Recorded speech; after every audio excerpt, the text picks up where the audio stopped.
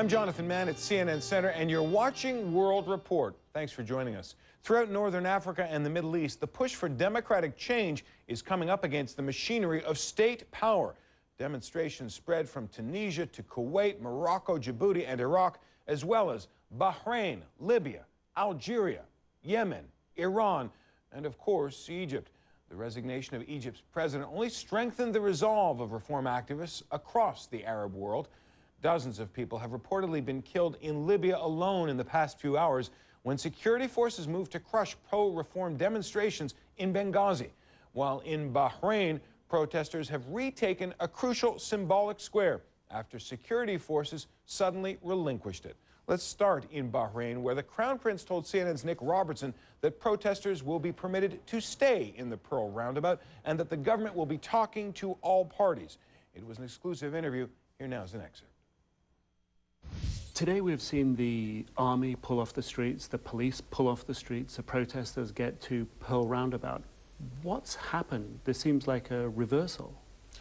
What has happened is that we have, under the leadership of His Majesty, decided that the best way to handle this situation without any further loss of life or injuries is through dialogue. Who are you engaging with dialogue now? All political parties in the country deserve a voice at the table.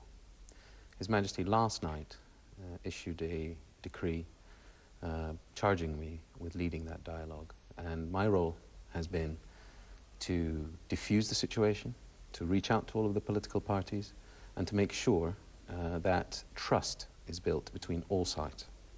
So what happened today is the first step in building that trust.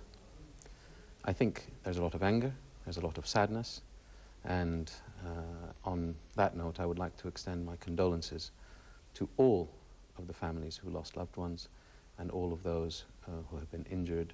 We are terribly sorry, and this is a terrible tragedy for our nation. Yesterday, people saw the pictures of a group of men walking towards the roundabout with their hands in the air, saying, "Peace, peace, peace." There was a volley of shots, and a number of them were seen immediately afterwards on the ground, one apparently, at least apparently dead. What happened? Who's responsible? Well, nobody has died yet from that, but one is very, very, very critically ill. It was a terrible tragedy.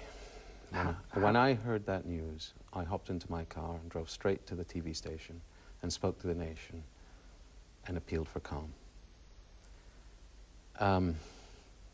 How that happened will have to be discussed and studied and understood. There is a lot of tension on the streets. The net effect, of course, has been making our job much harder. But what we must do is extend our hand to all of those who would like to reach out across the aisle to one another from all sects, from all political ideologies, and say, enough. This is not the Bahrain I know. I never thought I'd see the day that something like that would happen. Has there ever been a moment so tense and dangerous in Bahrain's history as today? I don't know what the soldiers in Northern Ireland felt, or Ohio State in America. But this is our tragedy, and we will have to commemorate it some way. And now the protesters are back in Pearl Roundabout. What will happen? Will they be allowed to stay there? Absolutely. We are working to get them to a safe place. Our big fear, the protesters in Pearl Roundabout represent a very significant proportion of our society and our political belief. But there are other forces at work here. This is not Egypt and this is not Tunisia. And what we don't want to do, like in Northern Ireland, is descend into militia warfare or sectarianism. It is our role to build enough trust with the moderates in the country that we can transcend this problem and any future ones. The reforms that people are calling for, reforms that will bring, they say, equality, better housing, better jobs. Can you guarantee at this stage that these are going to be on the table and are achievable for all these people? Absolutely, and because all of us will be involved in making them happen. I'm not going to exclude anyone from the process of rebuilding our national identity, we almost lost our soul yesterday. It was a very difficult day. And to the people who say reforms were started 10 years ago and we saw nothing, how can we trust the government now? Well, I mean, nothing is a far cry from what was achieved. People wouldn't have been able to have conversations about political issues 10 years ago. There were no political societies 10 years ago. There was no social security guarantees. There was, I mean, there's one a vibrant press as there is now. There was no internet freedom, although I could argue that it needs more.